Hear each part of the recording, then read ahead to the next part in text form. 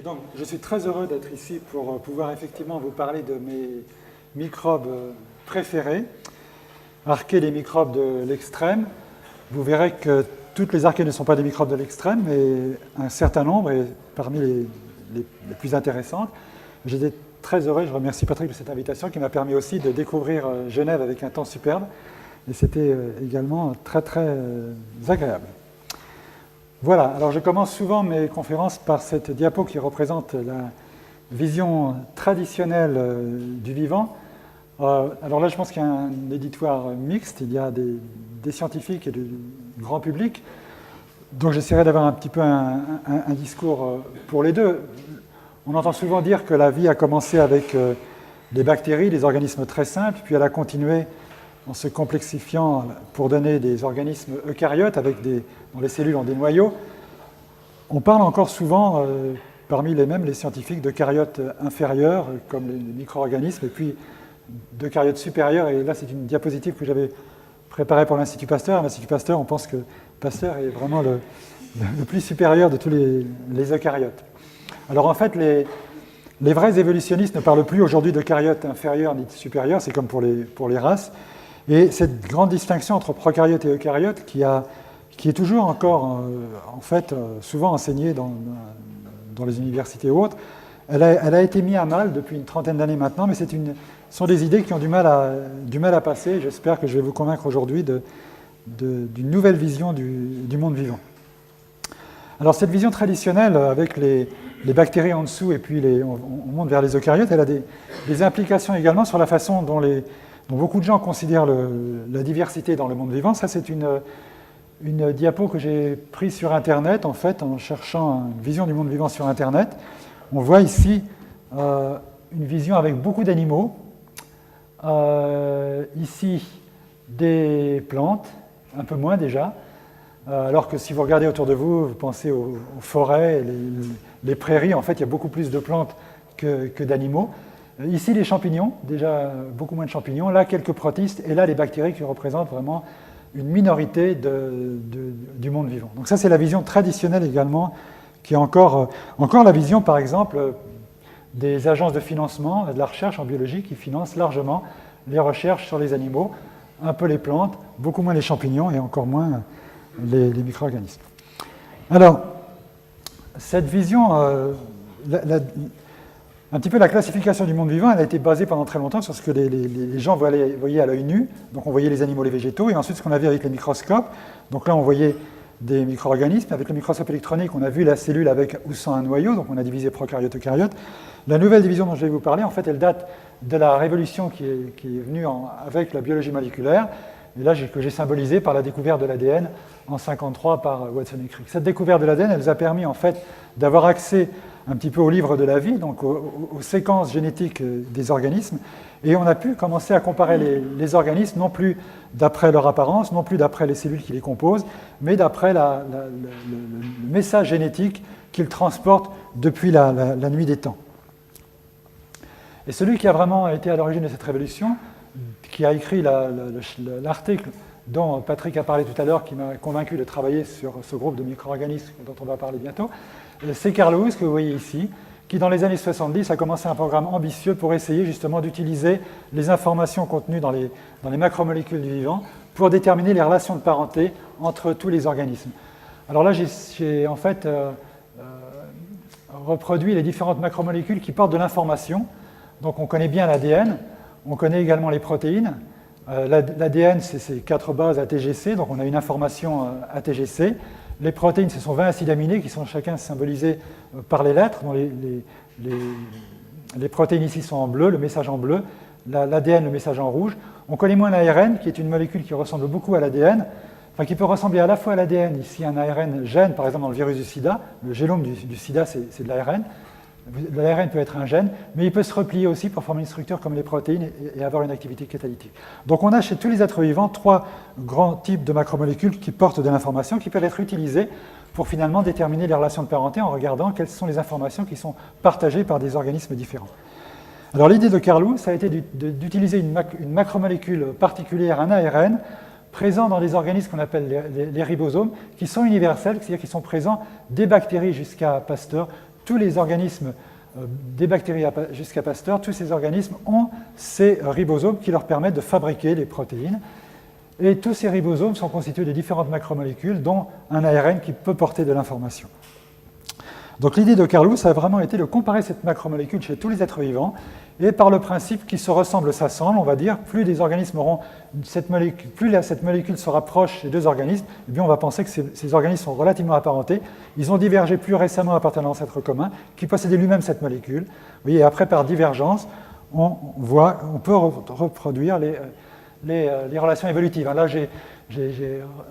sur ce schéma, on voit la famille des Habsbourg.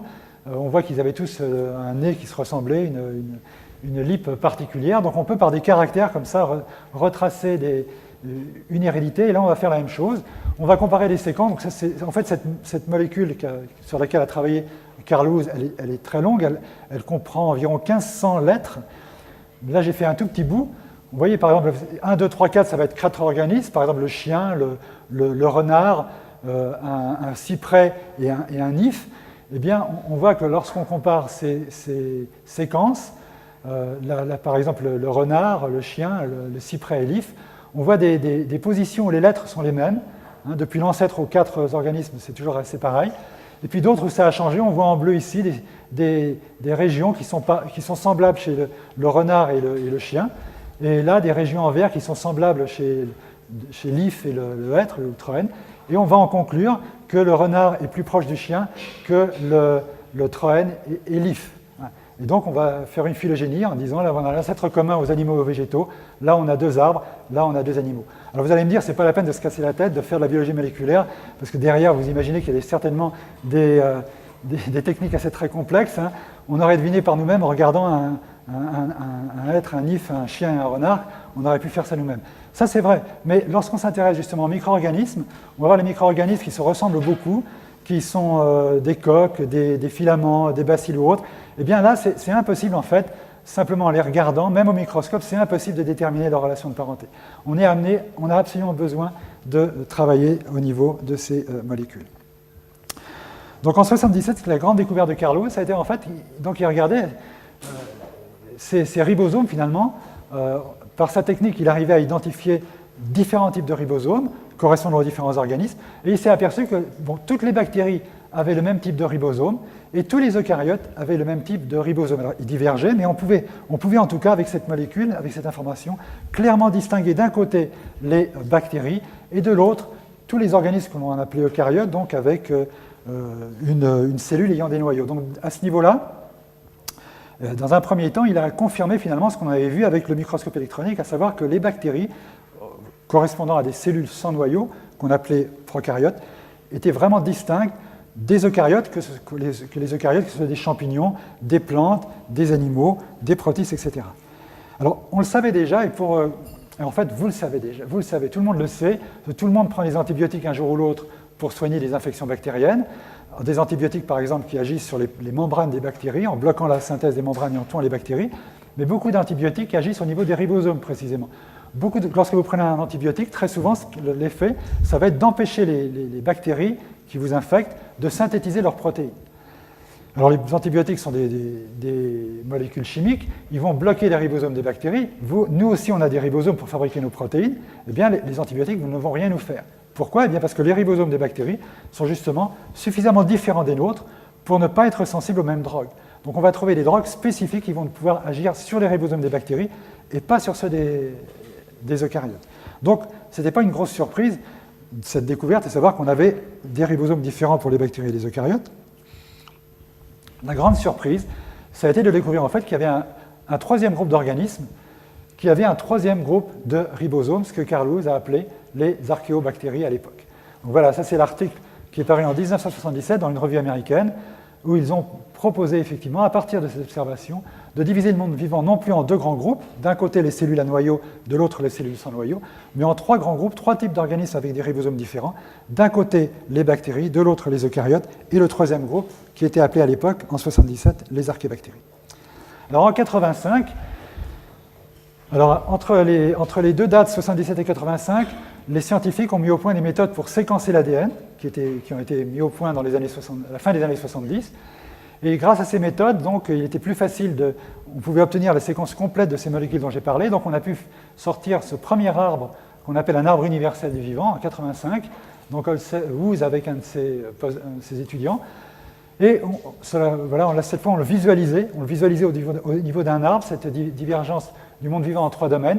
Ici les bactéries, donc la fameuse Escherichia coli dont on a beaucoup parlé ces derniers temps, en tout cas en France, je ne sais pas en Suisse, mais en France on en a beaucoup parlé. Voilà d'autres bactéries. Ici l'homme, ici le maïs, les levures, donc le groupe des eucaryotes, les plantes, les animaux, des protistes, et ici un troisième groupe très distinct à la fois des bactéries et à la fois des eucaryotes qui correspondent justement à ces fameuses archébactéries. Alors déjà ici au niveau des formes, vous voyez des archébactéries, des bactéries, ça se ressemble beaucoup, j'y reviendrai. Chez les eucaryotes, on a également la levure ici, au premier coup d'œil, ça ressemble également beaucoup à des bactéries. Alors, ces archébactéries, par exemple, eh bien, on s'est aperçu qu'elles étaient insensibles aux antibiotiques qui agissent sur le ribosome bactérien. Donc, ça nous confirmait, par exemple, simplement au niveau antibiotique, très facilement, on confirmait le fait qu'on avait bien 3 types de ribosomes différents sur la planète. Alors là, on était en 1985. Aujourd'hui, ces molécules que Carl Woese a utilisées, pour le terme savant, c'est la molécule d'ARN 16S du ribosome. Ces molécules, les scientifiques en ont des dizaines de milliers de séquences dans les tiroirs, dans les ordinateurs plutôt.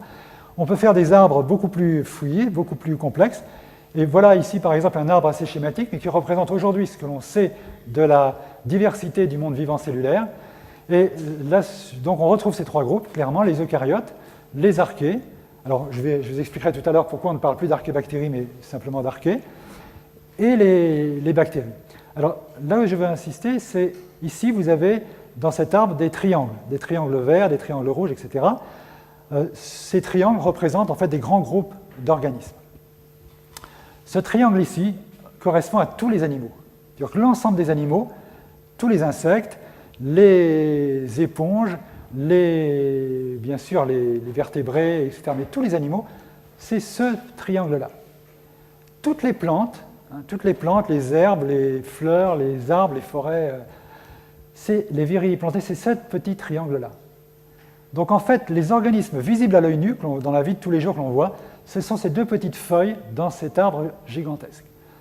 Alors on aura également, visible à l'œil nu, sans doute des algues brunes, je ne sais jamais où elles sont, mais tout ça pour vous dire que les macrobes, on parle toujours des microbes, mais pourquoi on ne parle pas des macrobes?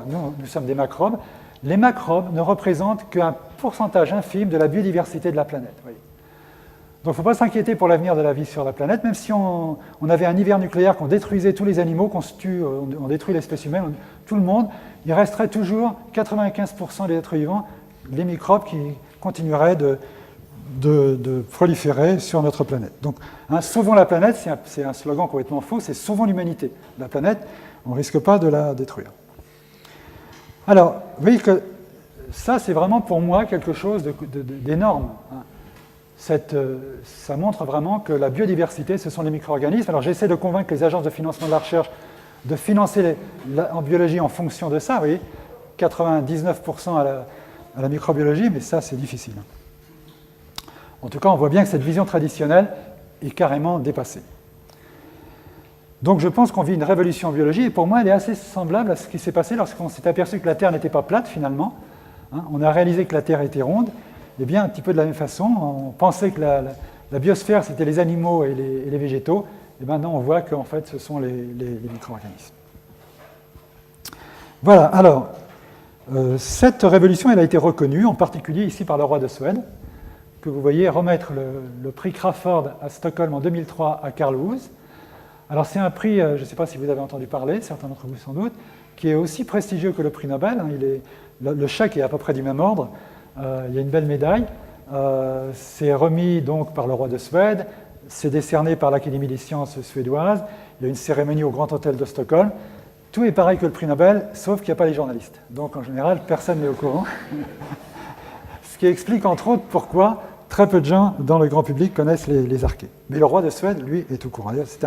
En fait, le roi de Suède est très intéressé par les sciences. Il reçoit régulièrement tous les mois des scientifiques pour discuter avec eux à bâton rompu. Alors pourquoi ça a du mal à prendre cette division du monde vivant en 3 domaines? Même les scientifiques, beaucoup de biologistes continuent de parler d'eucaryotes, prokaryotes. Je pense que là, j'ai mis, bon, on aime les dichotomies, le yin, le yang, mâle, femelle, animaux, végétaux, plus, moins, prokaryotes, eucaryotes.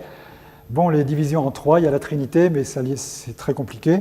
Il y a le cyclope avec 3 yeux, mais bon, c'est pas très fancy. Alors quand même, les choses progressent. Je vous conseille, si vous avez l'occasion, de regarder ce DVD, Espèce d'espèce. C'est une émission qui est passée, je ne sais pas si c'est passé en Suisse, mais à la télé en France, vraiment très bien faite, où les auteurs donc, expliquent un petit peu l'arbre de la vie sous cette forme de buisson qui part de Lucas pour arriver aux 3 grands groupes, eucaryotes, bactéries, archées. Donc, en fait, dans l'émission, on part de l'homme, on remonte les branches jusqu'au dernier ancêtre commun universel, Lucas, et on voit donc les archées, et les gens se demandent qu'est-ce que c'est que ça. Alors, je vous ai dit que je vous expliquerai pourquoi on ne parle plus d'archébactéries et pourquoi on parle d'archées.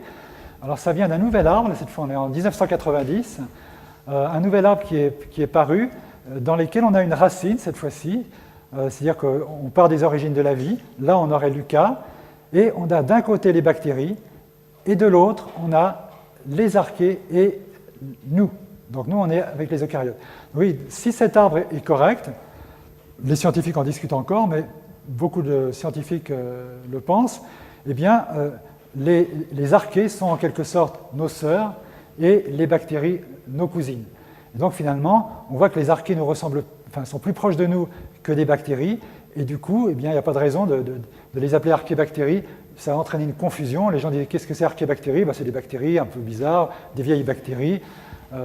Voilà, Carl Woese, en 1990, a publié cet article dans lequel il a dit qu'il faut arrêter de confondre les archées avec des bactéries. Pour arrêter, on va changer le nom, on va laisser tomber la partie bactérie du nom, on va les appeler archées tout court. Alors, il y a encore des scientifiques aujourd'hui qui parlent d'archébactéries, mais la plupart de ceux qui travaillent sur ces micro-organismes, la communauté des chercheurs travaillant sur ces micro-organismes, pratiquement tous parlent aujourd'hui d'archées. Alors, tout le monde n'est pas d'accord sur cette racine, mais ça, je ne vais pas vous en parler aujourd'hui, mais par contre, tout le monde est d'accord pour dire que les archées nous ressemblent par rapport aux eucaryotes. Alors, je vais développer un tout petit peu ça, parce que si l'on regarde au microscope optique ou même électronique des bactéries et des archées, il y a un mélange de bactéries et des archées, et si je vous dis où sont les bactéries, où sont les archées, en fait, c'est impossible de distinguer les unes des autres, simplement comme ça, à vue d'œil. Si vous me le demandez, je peux vous le dire parce que je connais, c'est moi qui ai pris les figures, mais voilà, disons, ça donne ça. Ici, vous avez les archées, et ici, vous avez les bactéries. Donc, clairement, les archées et les bactéries se ressemblent. Alors, donc ça a été une surprise, en fait, lorsque, au niveau moléculaire, les scientifiques se sont aperçus que les archées nous ressemblaient plus qu'elles ne ressemblaient aux bactéries. Alors, je vais vous montrer 2 exemples, je crois que c'est maintenant. A priori, ça peut paraître compliqué, mais on ne peut pas faire autrement. Il faut descendre au niveau moléculaire. Voilà, là, ce que vous voyez ici, ce truc, donc pour les scientifiques, il n'y a pas de problème, mais pour les autres, c'est une protéine, c'est une énorme protéine. C'est une protéine, donc c'est une chaîne d'acides aminés qui s'est repliée sur elle-même pour donner une structure très complexe qui a la forme d'une main. C'est une enzyme dont le rôle est essentiel dans toutes les cellules dans le monde vivant. C'est l'enzyme qui lit le message génétique en fait, de l'ADN pour la première étape d'expression des gènes, qui lit les gènes, qui transforme le message d'ARN en un ARN, qui va ensuite servir à la synthèse des protéines, ce qu'on appelle une ARN polymérase. Elles existent dans l'ensemble du monde vivant. Voilà cette protéine chez les bactéries. Et la voilà chez les eucaryotes. Oui, chez les eucaryotes, elle est plus grosse et en fait, on a dessiné d'une autre couleur les parties qui sont en plus. Alors, ça, on le savait depuis assez longtemps et les scientifiques vous disent bah, c'est normal, les bactéries, c'est petit, c'est au début de la vie, c'est un peu primitif. Les eucaryotes, nous, on est quand même au-dessus, donc on a une polymérase, une enzyme, une protéine plus grosse. On a rajouté des domaines et voilà, on peut imaginer plein de choses autour de ça. Et lorsqu'on a eu la structure de cette enzyme chez les archées, grosse surprise, alors que vous voyez, au niveau de l'apparence, les archées ressemblent aux bactéries, eh bien on retrouve ici tous les éléments spécifiques, qui étaient spécifiques des eucaryotes, donc de l'homme, on les retrouve chez les archées. Juste un autre exemple, après j'arrêterai avec ce genre de structure, mais là c'est une protéine absolument fascinante. Hein, vous n'imaginez pas, mais quand vous respirez, quand vous mangez, c'est pour fabriquer de l'énergie, et à un moment donné, cette fabrication d'énergie passe par la mise en route d'un rotor électrique qui se trouvent au niveau de vos membranes. C'est-à-dire que nos membranes sont tapissées de... Alors, chez nous, c'est en fait, bon, c'est pas vraiment nos membranes, mais bon, on ne va pas entrer dans les détails. Nos membranes sont tapissées de ces molécules géantes qui sont des rotors. En fait, il y a la molécule au milieu, elle tourne sans arrêt sur elle-même. Eh bien, vous voyez que ces structures sont assez différentes chez les eucaryotes, chez nous, et ici, chez la bactérie. Bon, ça se ressemble, mais il y a quand même des différences. Eh bien, chez les archées, c'est exactement la même que chez nous. Donc, les eucaryotes et les archées ont le même type de protéines, et les bactéries ont un autre type. Voilà, parce qu'on ne peut pas faire autrement que d'aller au niveau moléculaire pour en fait faire toucher du doigt cette différence. Alors ça, c'est un élément qui a vraiment fasciné beaucoup de chercheurs.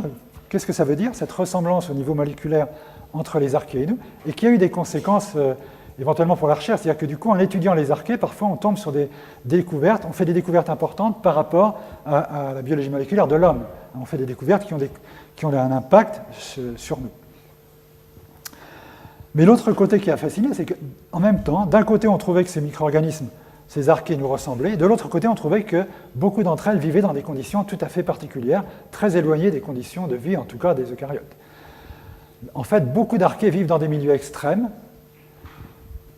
soit des milieux sans oxygène. Bon, alors, il y a aussi beaucoup de bactéries qui vivent dans des milieux sans oxygène, mais chez les archées, on en trouve beaucoup. Très très forte concentration de sel, des concentrations de sel qui normalement tuent les micro-organismes. Vous savez qu'avant l'invention du frigidaire, les marins, quand ils partaient pour des campagnes de plusieurs mois en mer pour conserver le poisson, ils le salaient. D'ailleurs, la morue est toujours salée aujourd'hui. Et des pH très élevés ou très bas, mais surtout très bas, des pH très acides, pH du Coca-Cola par exemple, et de très fortes températures, et là j'y reviendrai un peu plus en détail.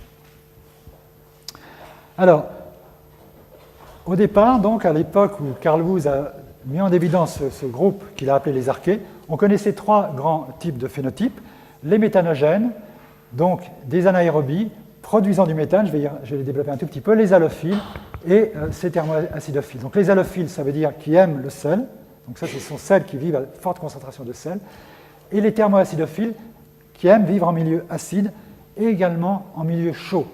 Donc, découvert en particulier, par exemple, dans les sources chaudes de Yellowstone aux États-Unis. Alors, je vais rapidement présenter un petit peu les trois, mais avant, quand même, un point, parce que je reviendrai sur ce point qui est un peu technique, mais quand même, bon, comme l'auditoire est mélangé, je ne veux pas ne pas en parler. Ce qui a convaincu beaucoup de biologistes de regrouper ensemble ces organismes qui n'avaient jamais été, personne n'avait jamais pensé à les regrouper ensemble avant les analyses de Carl Woese basées sur le ribosome, avant qu'on s'aperçoive qu'elles avaient un ribosome proche. On s'est aperçu à ce moment-là qu'elles avaient aussi en commun des lipides tout à fait particuliers. Alors là, c'est la structure des lipides. Les lipides, ce sont des molécules de graisse qui se trouvent dans nos membranes, qui sont formées de longues chaînes carbonées. Et je ne vais pas du tout entrer dans les détails, mais simplement, à l'université, on apprend aux étudiants que dans l'ensemble du monde vivant, les lipides sont toujours pareils, ils ont la même structure. Chez les bactéries, chez l'homme, ils ont cette structure-là. Eh bien, chez les archées, elles ressemblent, mais il y a des différences assez cruciales. Par exemple, ces petits pics que vous voyez ici, c'est des groupements méthyl pour ceux qui connaissent un peu la chimie. Et je vous en parle parce que tout à l'heure, je vous dirais que ça a quand même une certaine importance.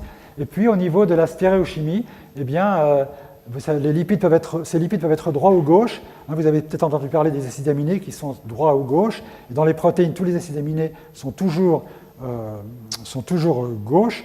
Et un certain nombre beaucoup de gens se demandent pourquoi il y a cette asymétrie dans la vie, pourquoi tous les acides aminés sont gauches.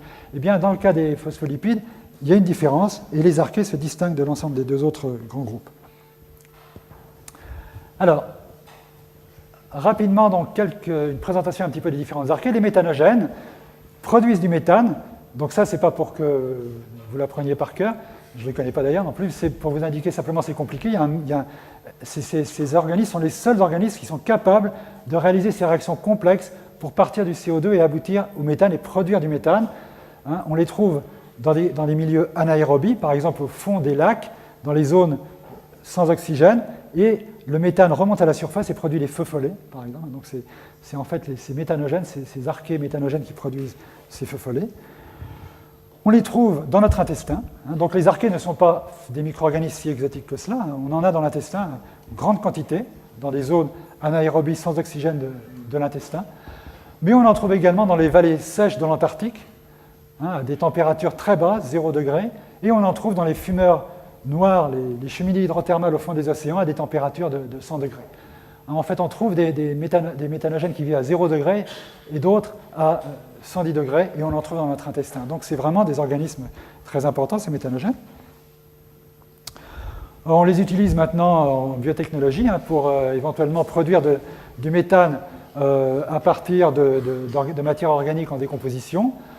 On en a énormément dans le... Alors, j'ai dit qu'on en avait dans l'intestin, mais les vaches, les ruminants en ont encore beaucoup plus, énormément. Donc, il y a une production... Le CH4, c'est un gaz à effet de serre, et on a énormément de production de CH4 par les troupeaux de vaches. Donc, si on veut réduire les gaz à effet de serre, il faudrait éliminer les vaches, mais bon, en Suisse, je pense que ça passerait mal, cette idée. Voilà, donc ça, c'est effectivement la production de méthane. Tout le monde connaît la production de méthane dans l'intestin. Les halophiles, maintenant, dont j'ai parlé tout à l'heure, ce sont des organismes tout à fait fascinants également, qui sont photosynthétiques, qui réalisent une photosynthèse sans chlorophylle, avec des protéines, une protéine qui a un pigment rouge apparenté en fait au pigment de notre rétine. Donc elle capte les photons du soleil de la même façon un petit peu que notre rétine capte les photons pour voir. Ces archées l'utilisent pour fabriquer leur énergie. Elles vivent... Alors que les méthanogènes dont j'ai parlé précédemment vivent dans des régions sombres, au fond des lacs, dans des mares, dans des endroits où il n'y a pas d'oxygène, elles, au contraire, adorent l'oxygène, adorent la lumière. Elles vivent à la surface des lacs salés, par exemple, et du coup, elles veulent se protéger du soleil. Elles ont des pigments rouges, un petit peu comme des crèmes solaires, qui leur donnent cette couleur rouge, qui fait la couleur rouge, par exemple, des marais salants, des grands lacs salés. On voit ici des cristaux de sel rouges, et bien dans ces cristaux de sel, ce sont des archées halophiles, et on a pu ressusciter, entre guillemets, des archées que l'on trouvait dans des cristaux de sel qui étaient entreposés dans des musées depuis des siècles, par exemple. On les met dans un milieu de culture approprié, le cristal de sel, et on voit des archées qui se mettent à proliférer. Voilà, et parmi ces archées halophiles qui aiment le sel, qui poussent dans des concentrations de sel très élevées, pratiquement proches de la saturation de sel de cuisine, le NaCl, chlorure de sodium, ils accumulent dans leur cytoplasme des concentrations très élevées de chlorure de potassium, pratiquement à la saturation.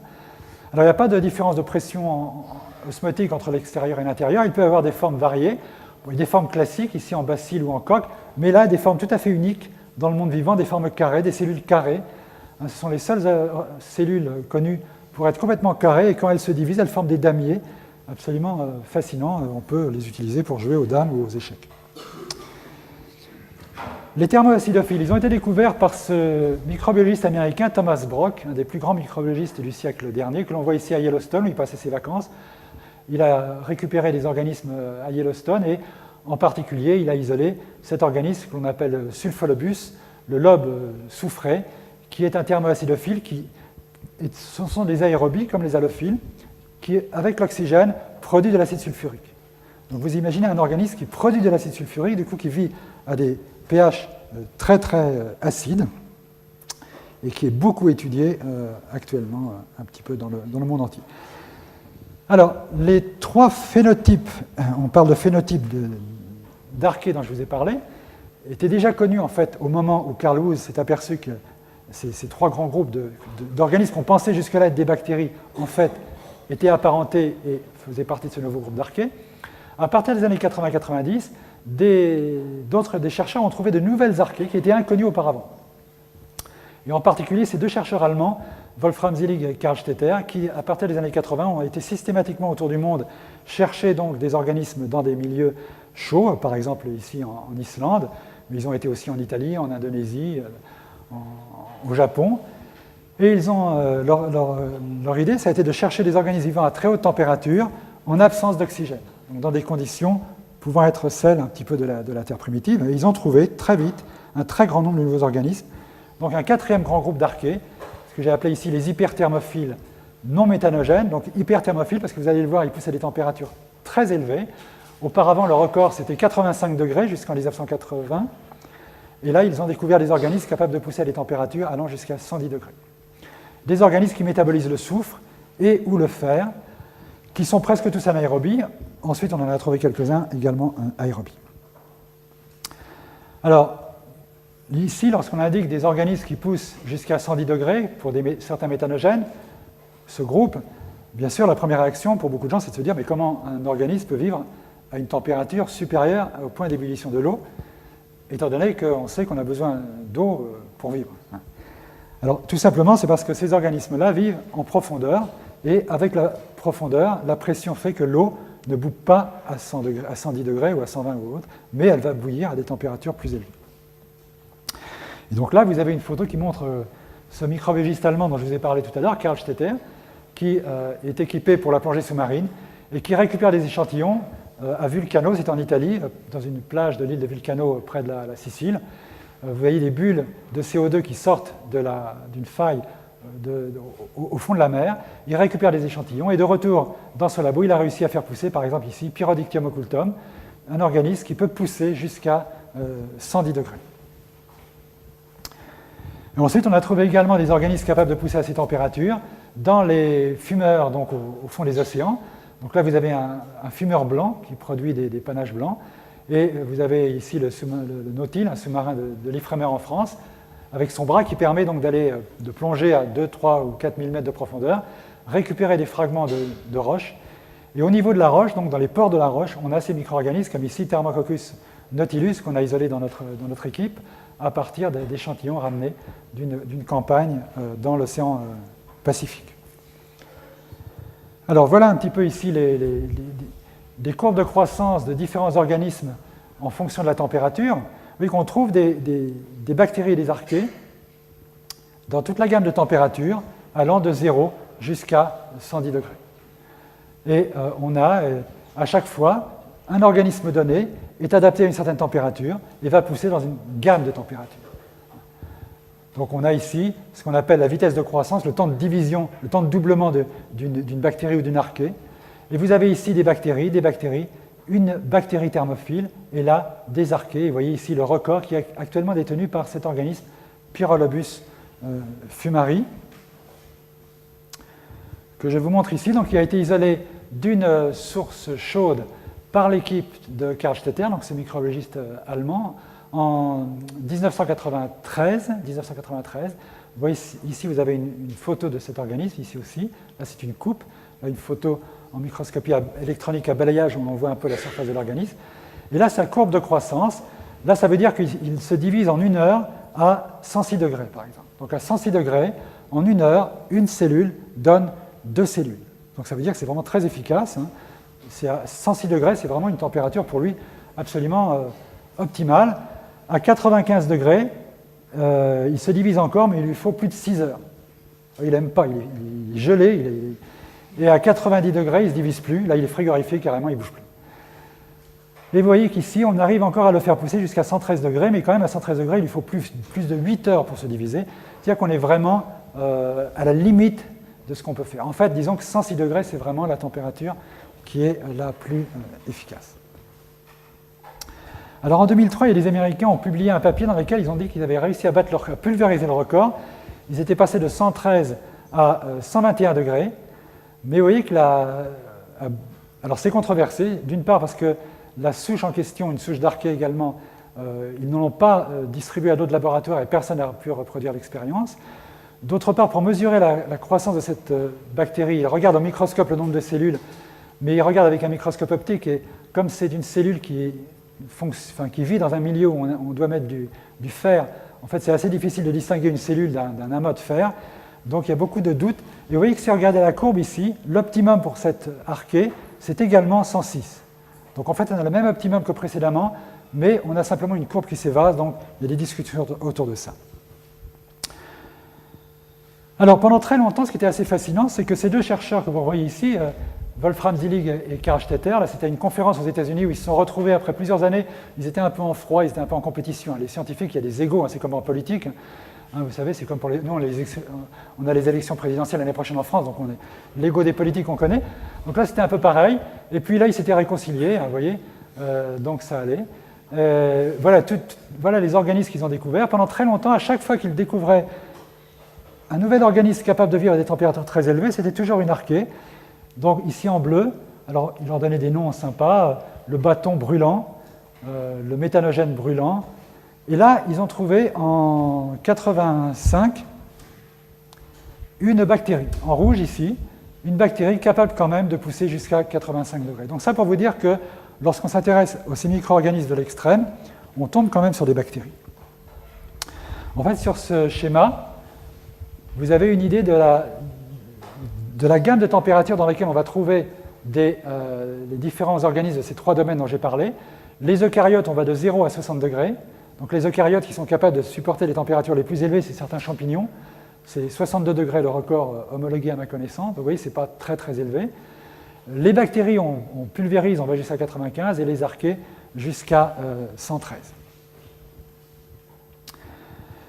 Alors, il y a vraiment un intérêt qui est non seulement, disons, il y a deux intérêts pour ces micro-organismes tout à fait particuliers qui vivent dans ces températures extrêmes. Il y a un intérêt, vous allez voir, appliqué, biotechnologique, et puis il y a un intérêt de curiosité plus fondamental. L'intérêt biotechnologique, en fait, il a été mis en avant, non pas au départ avec une archée, mais avec une bactérie découverte par ce même scientifique américain, Thomas Brock, une bactérie qui s'appelle Thermus aquaticus, qui en fait, vous voyez, ça c'est une photo que j'ai prise d'un petit bouquin à Yellowstone qu'on peut acheter dans la cahute pour les touristes, une source chaude importante. Pourquoi importante? Parce qu'elle a rapporté des millions de dollars à une boîte, non pas Thomas Brock, mais à une compagnie de biotechnologie californienne qui a exploité une protéine isolée de cette bactérie, isolée par Thomas Brock. Alors, Thomas Brock n'avait pas du tout pensé à cette application, il n'avait pas breveté sa bactérie, et il n'a rien récupéré. C'est une industrie de 300 millions de dollars, mais ça c'est déjà vieux, comme les flètes, je pense depuis, c'est des milliards de dollars. Pourquoi? Eh bien parce qu'à chaque fois que vous entendez parler aujourd'hui dans la presse, dans la radio, à chaque fois que vous entendez parler d'ADN, l'ADN, pour un criminel, on a trouvé son ADN, on a confondu un criminel, on a innocenté un innocent, on sait que machin n'est pas le fils d'un tel. On sait à chaque fois que vous entendez parler d'ADN pour le diagnostic en criminologie, pour le diagnostic médical, derrière, il y a une étape d'amplification. Sinon, on n'aurait pas assez d'ADN pour analyser, pour pouvoir dire « oui, voilà, ce cheveu appartient bien au criminel ». Il n'y a pas assez d'ADN, il n'y aurait pas assez d'ADN dans un cheveu, il y a toujours une étape d'amplification. Donc voilà, et cette étape d'amplification, c'est tout bête. L'ADN, vous savez que c'est un double brin, il y a deux brins. Bon, pour l'amplifier, vous partez de deux brins, et là vous voulez en avoir 4, 8, 16, 32, etc., jusqu'à des millions. Vous avez une aiguille dans une botte de foin, vous voulez, en fin de course, avoir autant d'aiguilles que de paille dans la botte de foin.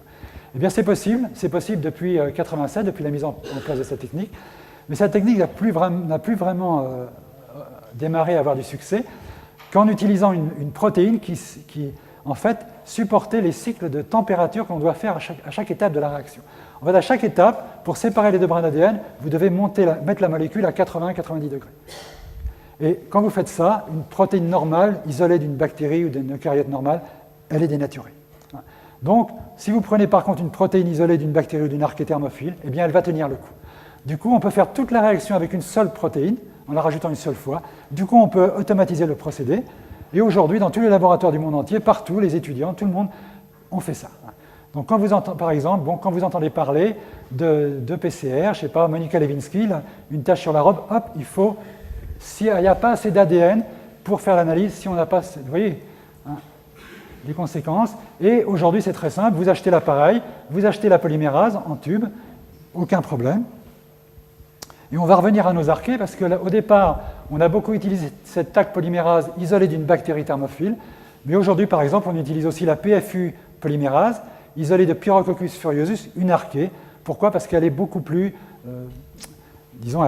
elle est beaucoup plus fidèle, elle recopie mieux le message génétique que la première.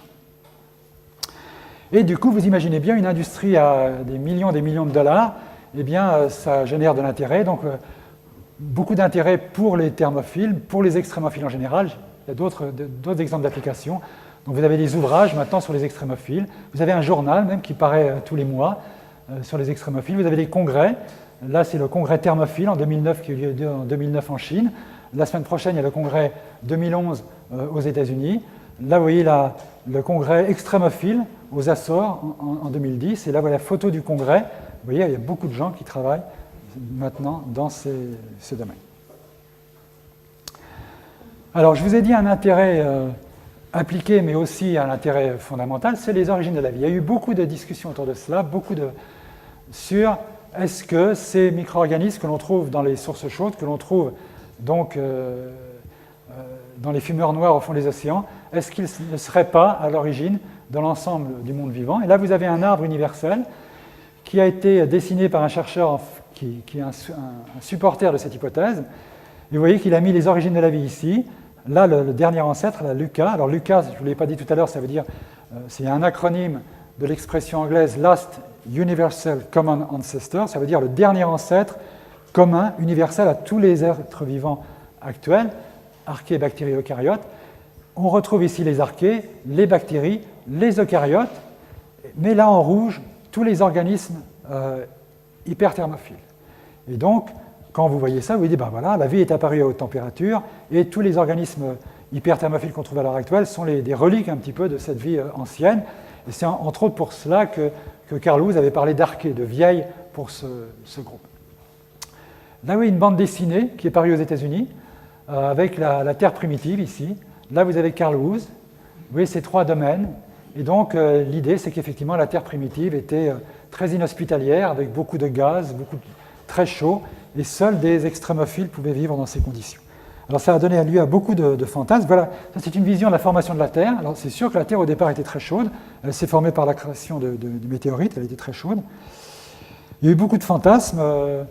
Par exemple, est-ce qu'on peut retrouver des archées dans les océans d'Europe? Ça, c'était une hypothèse du journal Le Monde en France.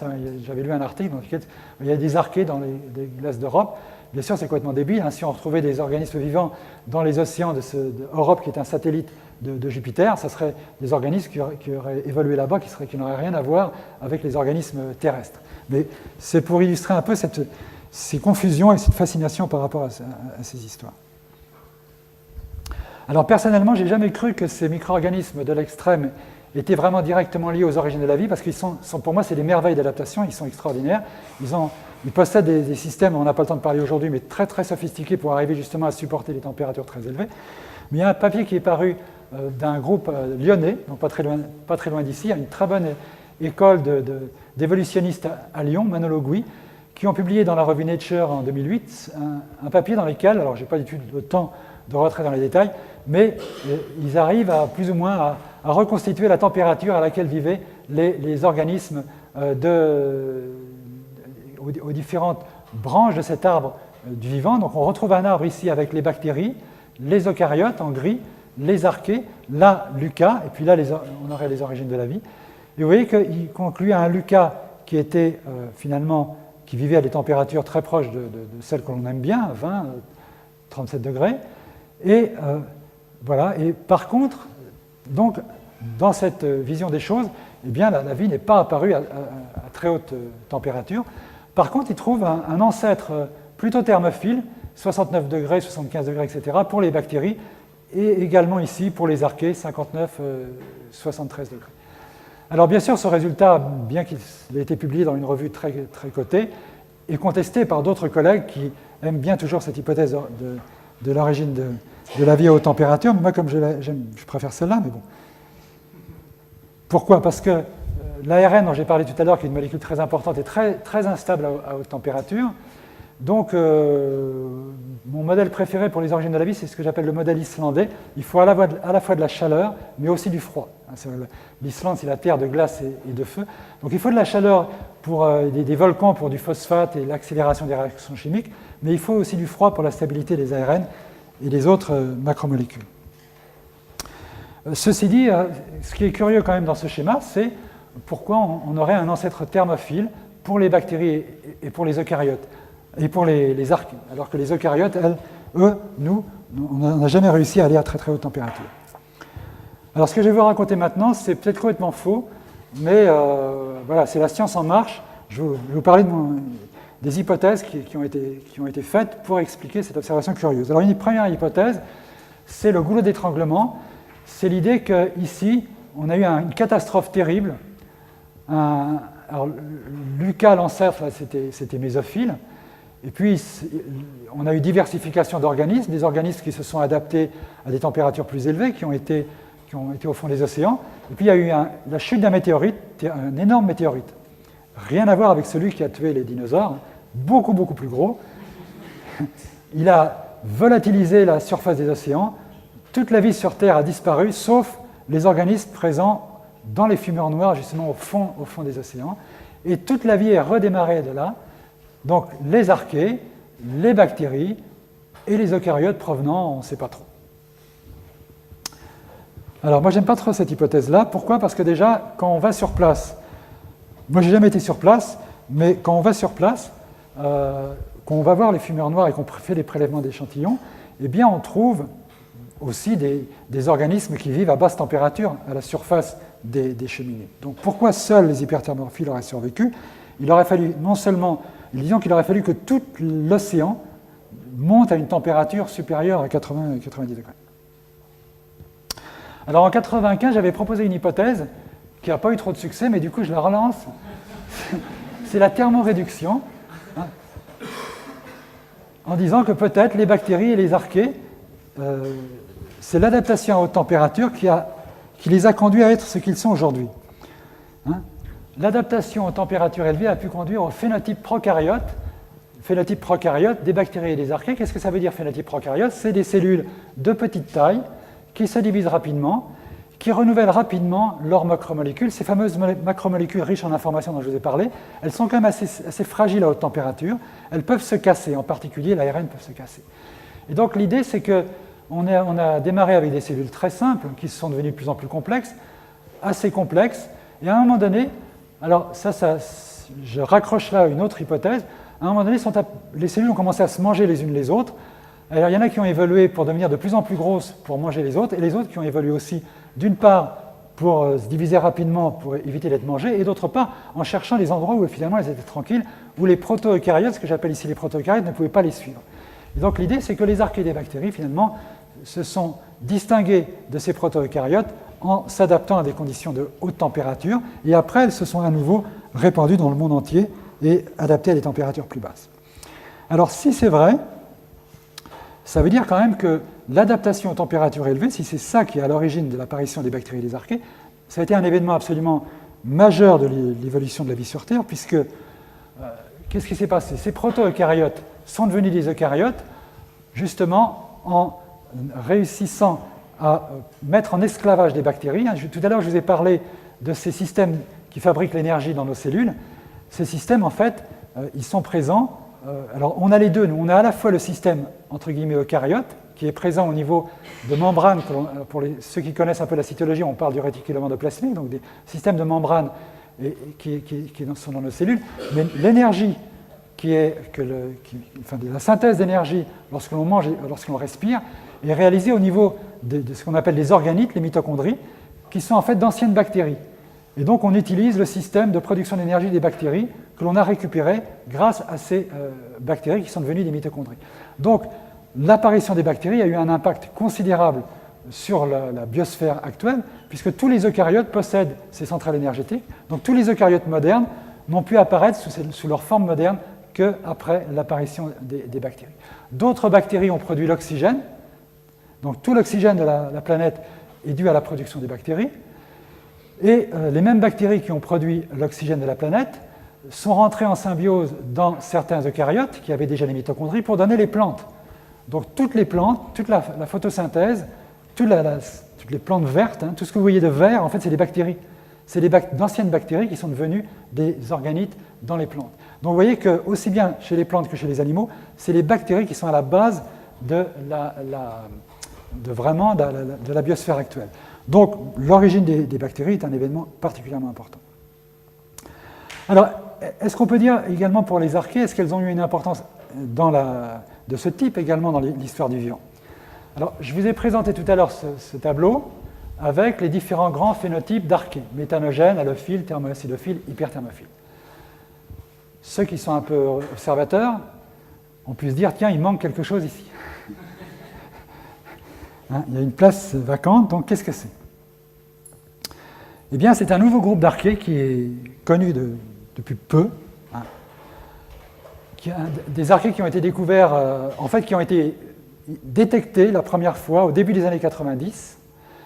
Quand je dis détectés, c'est parce qu'à l'époque, on n'était pas capable de les voir, on n'était pas capable de les faire pousser au laboratoire. On était simplement capable, grâce à cette réaction de PCR dont j'ai parlé tout à l'heure, avec cette amplification de l'ADN, on était capable, en prenant un échantillon d'eau de mer, oui, d'amplifier tout l'ADN présent, de séquencer, de trouver cette molécule magique de Carl Woese qui permet de classer les organismes les uns par rapport aux autres. Et on s'est aperçu que dans les océans, il y avait un groupe d'archées dont on ignorait l'existence. On ne savait pas ce qu'elles faisaient, on ne savait pas à quoi elles ressemblaient, mais elles étaient là et elles étaient très abondantes. Ça, c'est un article qui est paru en 98, excusez-moi. Alors, vous avez des courbes de niveau. Donc, comme on est en Suisse, on pourrait croire que ce sont des montagnes. Hein. Plus c'est rouge, plus c'est haut. Donc là, on aurait le Cervin.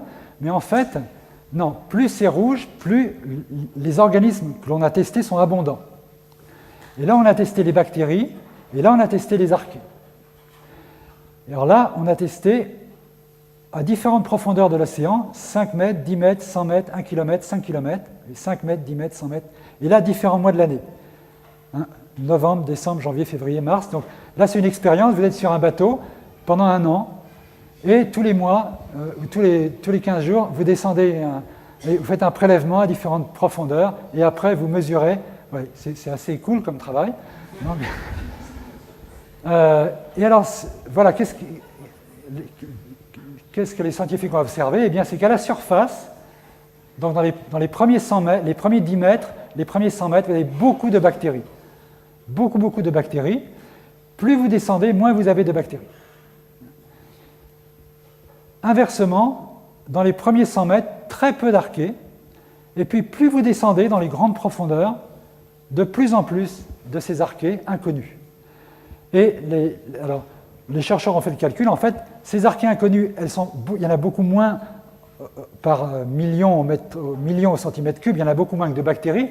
Les bactéries, il y en a énormément à la surface, dans les premiers 100 mètres, avec le plancton, dans la zone du plancton.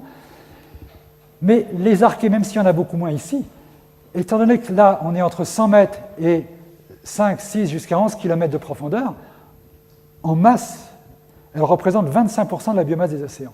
Donc 25% de la biomasse des océans est représentée par ces archées complètement inconnues. Alors ce n'est que depuis 2005, ah oui c'est récent, hein, la microbiologie c'est une science qui est en perpétuel renouvellement. Depuis 2005, on sait que ces archées ont la caractéristique d'oxyder l'ammoniac. Et l'oxydation de l'ammoniac, c'est une réaction très importante dans le cycle de l'azote, le cycle atmosphérique de l'azote. Alors jusqu'en 2005, on ne les avait jamais vus, et puis on les a vus, on a réussi, une équipe américaine a réussi à les faire pousser. Alors pour l'anecdote, ils ont réussi à les cultiver à partir des gravillons de l'aquarium des hippocampes à Seattle, sur la côte pacifique. Donc ils travaillaient sur les gravillons au fond de l'aquarium, ils étudiaient, c'était des spécialistes de cette réaction d'oxydation de l'ammoniac, et ils se sont aperçus que cette réaction était catalysée par des archées, alors que jusque-là, on pensait que c'était uniquement des bactéries, et par un groupe particulier d'archées, qu'on appelle maintenant les tomarchées, pour Thomas, ça vient du grec Thomas, merveilleuse ou surprenante, c'est des bactéries, des archées qui sont pour nous tout à fait fascinantes. Et donc ces archées ont joué un rôle très important dans le cycle global du carbone et le cycle global de l'oxygène à la surface de la planète. Donc on voit que les archées également ont un rôle très important. Donc en fait, si vraiment les archées d'une part, les bactéries de l'autre, indépendamment, sont apparues sous la forme actuelle suite à l'adaptation aux conditions extrêmes de température, eh bien on voit que cet événement a eu un impact considérable sur la vie de notre planète. Donc les archées ont un bel avenir devant elles. Donc là, il y a le choix. Soit je m'arrête là, soit je parle un peu de leur virus. Je ne sais pas combien de temps on a prévu. Si vous n'êtes pas trop fatigué, ça me ferait plaisir de parler des virus d'archées, mais... Parce que jusqu'à présent, je vous ai parlé des bactéries, des eucaryotes, des archées, je vous ai montré un arbre, mais où sont les virus? Alors souvent on les oublie, sauf quand ils nous infectent, ils nous rendent malades, mais souvent on les oublie. On va vous en parler demain, donc c'est une sorte d'introduction aussi pour ceux qui pourront assister, je pense, à la conférence demain qui sera très, très intéressante. Alors avec les virus, c'était un peu la même situation qu'avec les bactéries et les eucaryotes. Pendant très longtemps, il y avait les prokaryotes et les eucaryotes. Eh bien, on étudiait indépendamment, d'un côté, les virus infectant les bactéries qu'on appelait les bactériophages, et de l'autre côté, les virus infectant les eucaryotes, qui étaient vraiment les virus. Et je dois dire que les bactériophages ont eu leur heure de gloire dans les années 60-70, parce qu'ils ont été beaucoup utilisés comme modèle par les pionniers de la biologie moléculaire, c'était facile de travailler avec eux, mais depuis, ils avaient beaucoup décliné, et bien sûr, les virus, eux, comme les virus eucaryotes, comme ils sont responsables de maladies graves, leur étude a continué de prospérer. Et pour vous donner un exemple, le dernier congrès de virologie en France, le congrès annuel des virologies de langue française, qui s'est tenu il y a 2 mois, il y avait 150 ou 160 communications, aucune sur les virus infectant les bactéries, que sur des virus infectant les eucaryotes. Donc pour beaucoup de virologistes, les bactériophages ne sont même pas des virus. Donc ça, c'est vraiment catastrophique. Alors, bon. Les virus infectant les eucaryotes, on les connaît depuis le 19e siècle. Les virus infectant les bactéries, ils ont été découverts plus récemment. Et rapidement, juste pour faire le contraste avec ceux dont on va parler tout à l'heure, les virus d'Arché, les virus infectant les bactéries et ceux infectant les eucaryotes sont assez différents globalement. Les virus infectant les bactéries, tout au moins les virions, souvent ils ont cette structure avec une tête, une queue et des pattes. Vous en avez un superbe exemplaire à l'entrée ici, j'ai vu ça en arrivant, qui représente un petit peu celui-ci, le T4. Bon, 95% en fait des virus infectant les bactéries connus sont de ce type avec une tête, une queue et des pattes. Vous avez quelques virus filamenteux ou autres. La plupart ont comme génome de l'ADN, comme nous, comme les bactéries, comme les archées, comme les eucaryotes. Quelques-uns, mais très peu, ont de l'ARN. Les eucaryotes, donc les virus qui infectent les animaux, les plantes ou autres, sont très différents en général. Beaucoup d'entre eux ont de l'ARN, c'est le cas pour le sida, mais aussi pour la rougeole, la rage, la variole. Non, la variole, c'est l'ADN. La mosaïque du tabac, c'est un virus, comme son nom l'indique, de plantes, le tabac. L'herpès, c'est l'ADN. Grippe, c'est ARN. Et vous voyez, aucun virus avec une tête, une queue, des pattes, mais des formes bâtonnées ou sphériques ou oblongues, ou bon, un peu bizarre, mais donc quand même très différents des virus infectant les bactéries. Alors les archées, en fait, les premiers virus ont été découverts dans les années 80, et là encore, un des pionniers, ça a été toujours ce même microbiologiste allemand, Wolfram Zillig, qui travaillait à Munich. Donc, alors les premiers virus d'archées qui ont été découverts avaient une tête et une queue, comme ceux des bactéries. Donc au départ, ça a continué un petit peu la confusion entre bactéries et archébactéries, vous voyez. Et d'ailleurs, un des premiers virus d'archée, tête-queue, a été découvert et étudié en Suisse, ici, par le professeur Leisinger à Zurich, à l'ETH de Zurich. Mais en 1985, ça a été la surprise, Wolfram Zillig découvre le premier virus avec un virion en forme de citron. Donc tout à fait étonnant, on n'avait jamais vu jusque-là ce genre de virion. Il le découvre en allant au Japon, à Beppu, ici c'est une source chaude, vous voyez une maison typiquement japonaise, une source chaude à Beppu, il le découvre donc infectant un sulfolobus, donc une de ces archées thermoacidophiles dont j'ai parlé tout à l'heure. Et puis plus récemment, on a retrouvé des virus avec des virions en forme de citron infectant des halophiles. Et puis en France, à Brest, ils ont découvert des virus en forme de citron qui infectent des archées hyperthermophiles qui se trouvent dans ces fumeurs noirs. Là, vous avez une photo d'une archée, mini-archée, dont je n'ai pas parlé jusque-là, qui a été découverte par des Américains dans une mine acide. Et on voit que sur la photo, on voit des citrons, donc également ces virus. Il n'y a pas que des citrons. Alors là, je vous présente David Prangrishvili, c'est mon collègue à l'Institut Pasteur, le grand maître des virus d'archée. Superbe photo, ça a été pris par un journaliste, par un photographe italien qui est venu nous photographier pour Science et Avenir. Alors là, pendant un quart d'heure, on s'est pris pour Carla Bruni, c'était spectaculaire. On a des superbes photos, je n'ai pas osé mettre la mienne, parce que quand même ça... Mais vous voyez, et alors, il le mérite, parce que regardez ce qu'il a trouvé, des virus. On pensait jusqu'à là que c'était les crabes qui avaient inventé la pince. Non, vous avez ici un virion de virus d'archée avec une pince, des virions en forme de bouteille, qui n'avaient jamais été vus, et ici, des virions en forme de citron, qui changent de forme après être sortis de la cellule, avec 2 queues qui leur poussent. Donc vraiment des choses tout à fait étonnantes chez ces virus, qui sont tous jusqu'à présent des virus avec de l'ADN. Bon, je vous montre d'un peu plus près ce virion en forme de bouteille qui est tout à fait incroyable, et ici celui avec des pinces. Alors, il a en fait des pinces, donc le virion est un long filament avec la molécule d'ADN à l'intérieur, et à chaque extrémité une pince, et avec la pince, il agrippe des poils d'archées. Donc les archées ont des poils, des filaments, et il peut attraper 2 poils, un de chaque côté. Comment il injecte son ADN ensuite, puisque le virus doit injecter son ADN dans la cellule pour se reproduire, comment il injecte son ADN ensuite, on n'en sait rien. On n'a aucune idée, pour le moment, on ne sait pas du tout comment les virus d'archées rentrent dans les cellules. Ça, c'est complètement inconnu. Il y a une étudiante qui va démarrer sur ce sujet à Pasteur là, cette année. Alors, ces virus, bien sûr, si on veut être financé pour travailler dessus, il ne suffit pas de dire qu'ils sont beaux. Il faut dire qu'ils vont servir à quelque chose. Alors, comme ce sont des virions de virus d'hyperthermophiles, donc d'organismes vivant dans ces conditions extrêmes de température, eh bien, ils sont très très stables, ils résistent à des températures très élevées, ils résistent aux solvants. On peut greffer dessus des molécules chimiques et certains chercheurs pensent les utiliser comme nanomatériaux pour ce qu'on appelle les nanotechnologies, donc fabriquer faire de la mécanique, la mécanique avec des structures de l'ordre du nanomètre. Et effectivement, on peut imaginer tout un tas d'applications, mais bon, je n'ai pas trop ça en tête. Alors, on ne sait pas comment ces virions rentrent. On sait comment ils sortent dans le cas de ce virus, grâce au travail de 2 étudiantes. Je vous présente rapidement 2 étudiantes en thèse du laboratoire à l'Institut Pasteur. Voilà, vous avez ici Sulfolobus, vous l'avez déjà vu tout à l'heure, découvert par Thomas Brock dans les années 70. Là, c'est une cellule normale. Et là, c'est la même cellule qui a été infectée par ce virus. Et vous voyez que le virus s'est multiplié dans la cellule. En fait, cette cellule-là, ce n'est plus une archée, il n'y a plus d'ADN de l'archée dedans, il n'y a plus de génome d'archée, il n'y a que ce virus. Ici, vous le voyez en couple, ça fait comme des fagots de bâtonnets. Alors, on se demandait comment il sort. Eh bien, cette étudiante, elle a vu au microscope électronique ces structures incroyables apparaître, des pyramides qui se forment, qui percent la paroi de la cellule.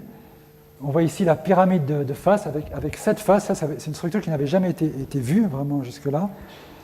Et cette pyramide va s'ouvrir, elle va faire un trou, elle va perforer l'enveloppe de l'archée et on va avoir les virions qui vont sortir par ces trous. Cette étudiante, Tessa, est vraiment très douée. Elle a réussi à purifier ces pyramides. Une pyramide ouverte ici, des différentes feuilles de cette pyramide. Donc il y a 7 feuilles.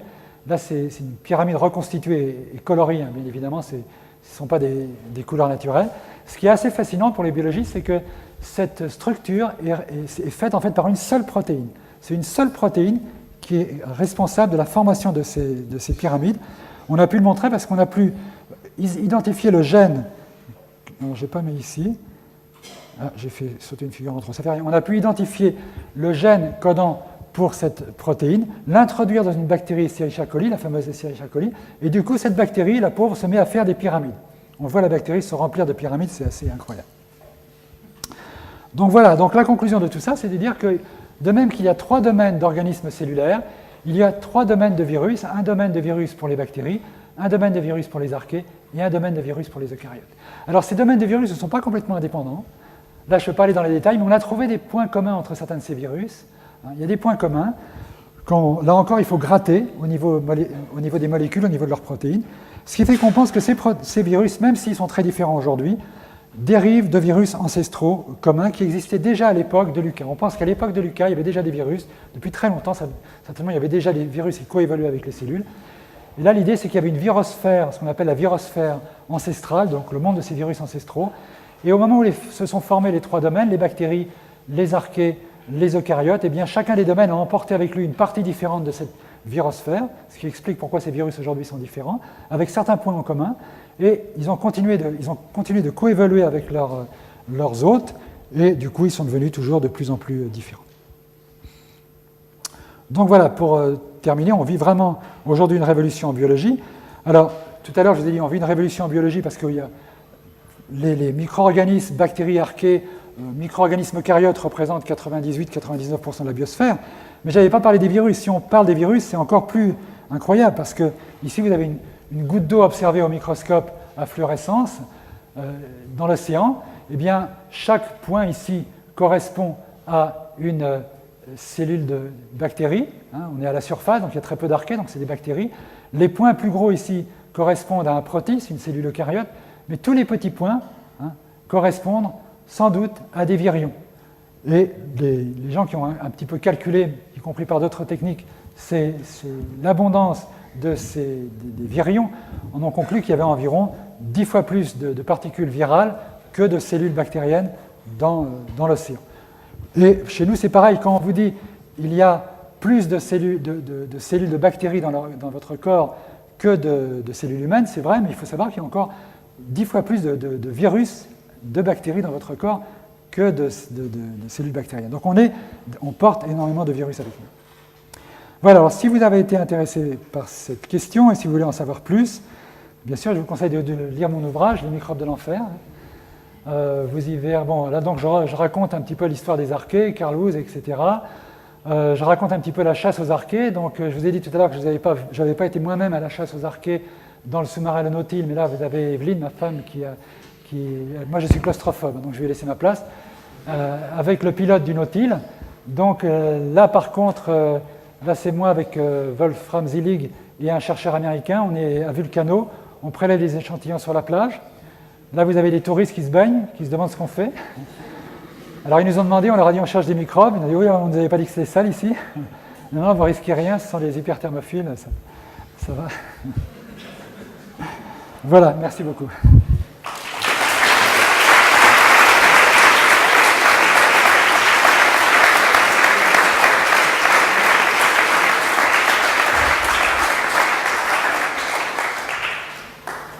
Merci Patrick pour ce voyage aux extrêmes. Est-ce qu'il y a des questions?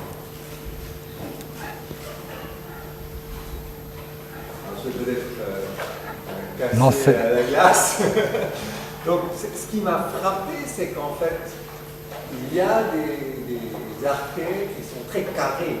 Donc carrés sont transposés du terme. Donc avec une structure très définie.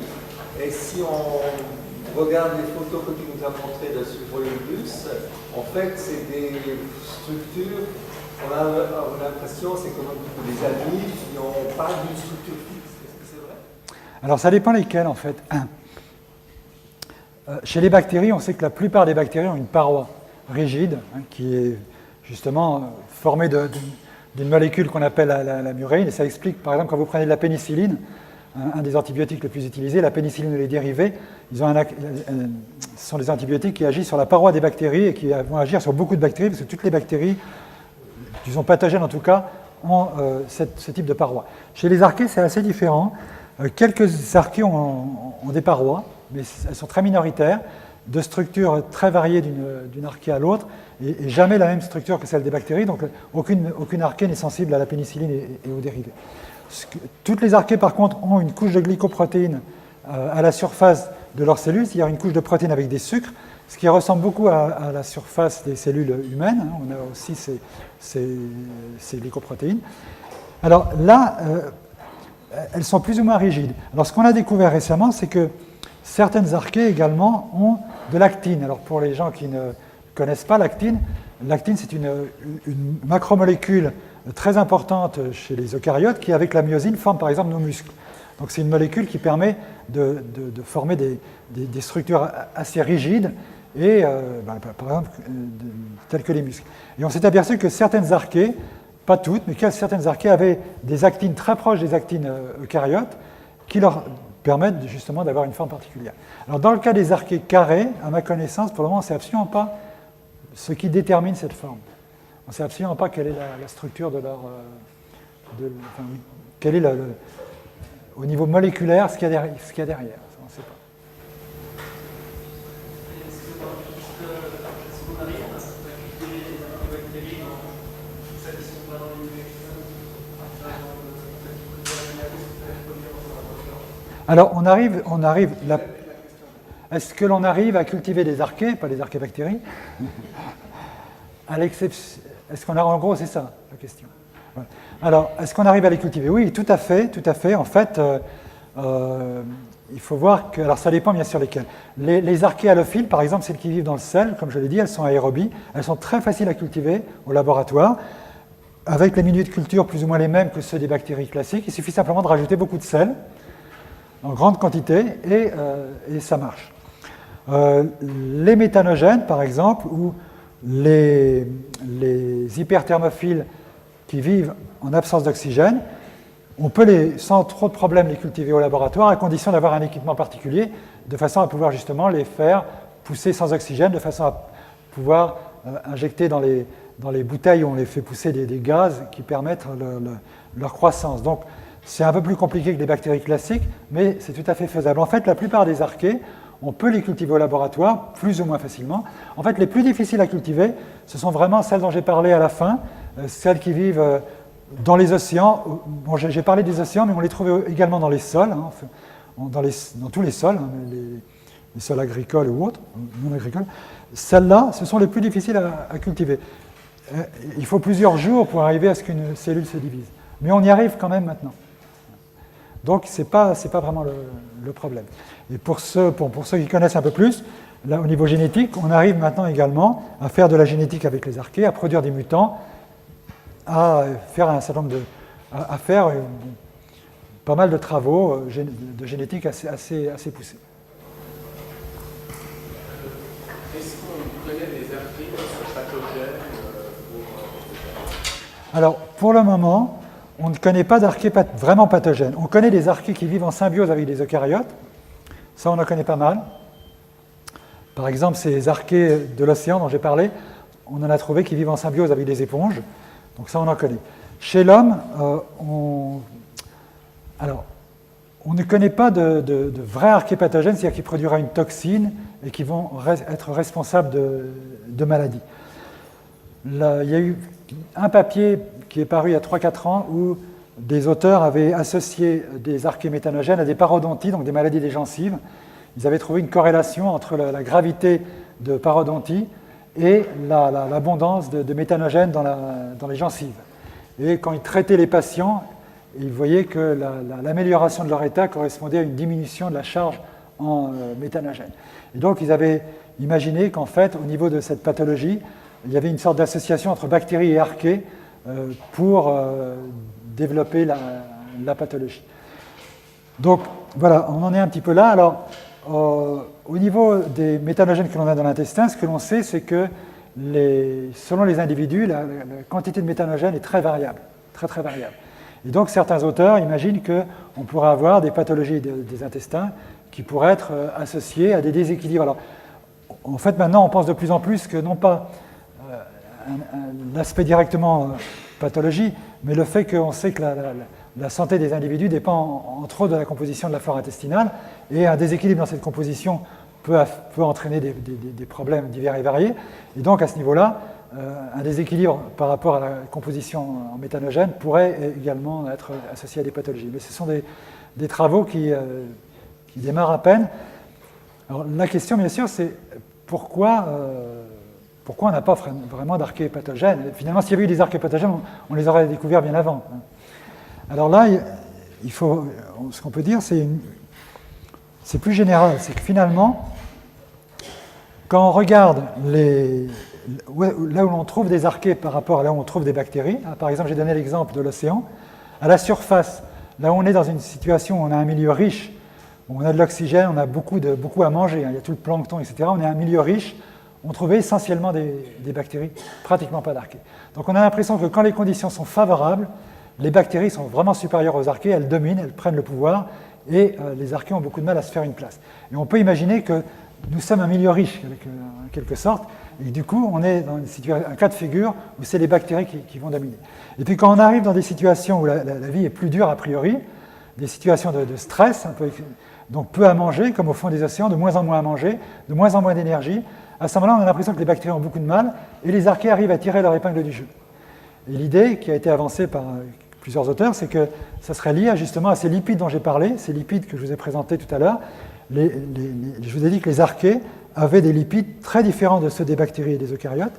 Et la caractéristique de ces lipides, c'est qu'ils rendent les membranes beaucoup plus imperméables aux ions. Et pour ceux qui connaissent un peu, aux protons. Et donc, et ça, c'est très important pour l'énergétique des cellules. En fait, notre énergie, elle est essentiellement basée sur des transferts d'ions et de protons à travers les membranes. Et pour que ça marche bien, il est très important d'avoir des membranes bien imperméables.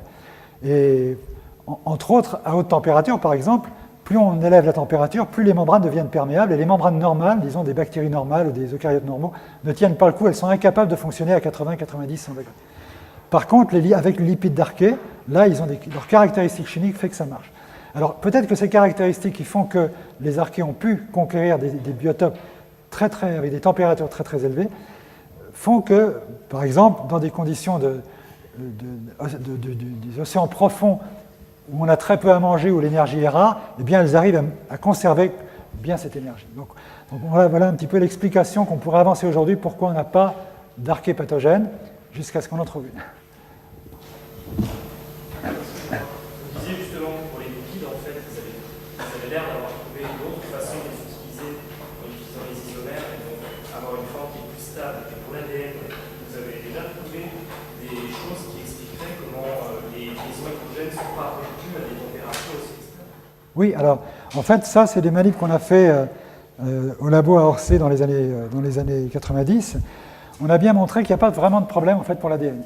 Parce que pour l'ADN, bien sûr, c'est la fameuse double hélice, et les deux brins sont enroulés l'un autour de l'autre.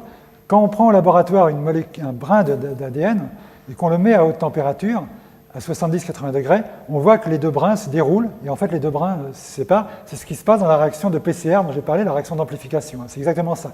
Quand on chauffe, ça sépare les deux brins. Et pour la réaction d'amplification, on est à 90 degrés.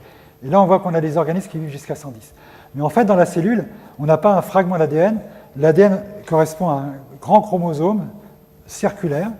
Et on a montré au laboratoire que si on prend, au lieu de prendre un ADN linéaire, on prend ce qu'on appelle un plasmide, donc un petit cercle d'ADN, et bien là, le fait que les deux brins soient associés en continu, soient enroulés l'un autour de l'autre de façon continue, ça crée une résistance énorme à leur dénaturation. Et en fait, quand on prend ce qu'on appelle un plasmide, donc un petit cercle d'ADN, où les deux brins sont enroulés de façon continue, on a chauffé jusqu'à 107 degrés, et à 107 degrés, on ne voyait rien. L'ADN reste intact.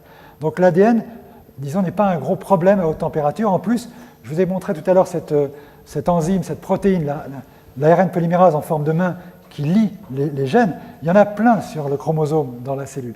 Et à chaque fois qu'il y a une protéine de ce type-là ou d'autres, ça bloque, ça empêche le déroulement. Voilà. Alors, par contre, le problème, c'est pour les ARN, justement. Les ARN, eux, sont des molécules plus petites qui ne sont pas ce qu'on appelle fermées et qui, elles, risquent de se dénaturer, en plus de se casser. L'ARN est assez fragile. Alors là, pour l'ARN, on pense que justement, c'est peut-être pour ça qu'on a, parmi les hyperthermophiles, on n'a que ces petites cellules, archéobactéries, parce qu'une des caractéristiques de cette cellule, c'est que quand elles fabriquent leur ARN, on appelle messager, elles peuvent l'utiliser très vite. Très vite, les ribosomes viennent sur l'ARN messager pour le traduire. Alors que chez les eucaryotes, l'ARN messager est fabriqué dans le noyau et il doit être transporté en dehors du noyau aux ribosomes qui sont dans le cytoplasme. Et ça prend du temps et c'est peut-être justement pour ça qu'on n'a pas d'eucaryotes qui vivent aux températures. Enfin, tout ça, c'est un petit peu des spéculations. Alors pour l'ARN, on s'est aperçu que chez les hyperthermophiles, là, on a des astuces qui expliquent sa stabilité. Par exemple, il est beaucoup plus riche. Vous avez 4 lettres AUGC dans l'ARN. Eh bien, si vous avez des appariements GC, c'est plus stable que les appariements AU. Eh bien, bon, là c'est un peu technique, mais pour ceux qui connaissent, les ARN des hyperthermophiles sont beaucoup plus riches en GC que ceux des non-hyperthermophiles. Donc l'ARN des microbes de l'enfer est beaucoup plus riche en GC. Pas du tout l'ADN, ce qui montre bien que c'est très différent pour l'ADN. Pour les protéines, eh bien là, en fait, on a vu qu'il suffisait de bien placer les acides aminés pour augmenter le nombre d'interactions faibles entre acides aminés pour stabiliser la structure.